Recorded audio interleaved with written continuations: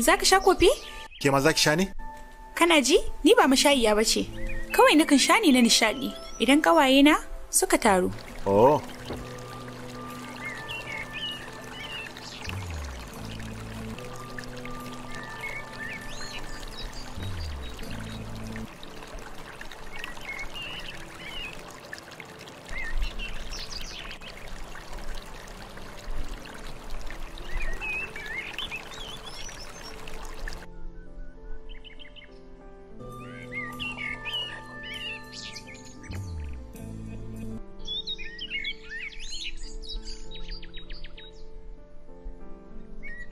Ke kadai ke zama? Ni da Bobi kadai. Iyayenki fa? Mama ta rasu. Baba kuma yana tare da wata matar a Australia. Ko da sau ɗaya ne a shekara a ce zai ziyarce ni, da na yi farin ciki sosai. Amma Baba gani yake magana a waya mata wadatar.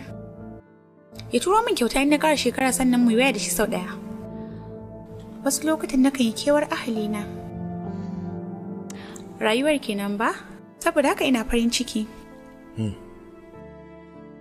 Na gode.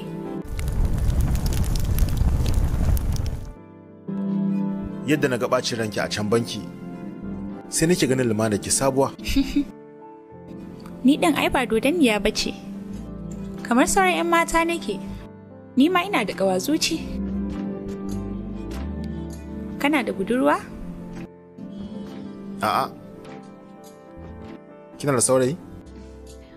Ba zan kira hakan soyayya ba. Amma da ina aji tara, na kwarewa wani. Kwarewa ce ba komai ba.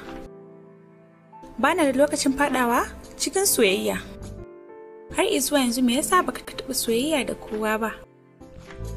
Kowa gani yake ni mai taurin kai ne. Haka ne kuwa, kana da taurin kai. Duk da na yi ta ƙoƙarin shawo kanka, baka yadda ba.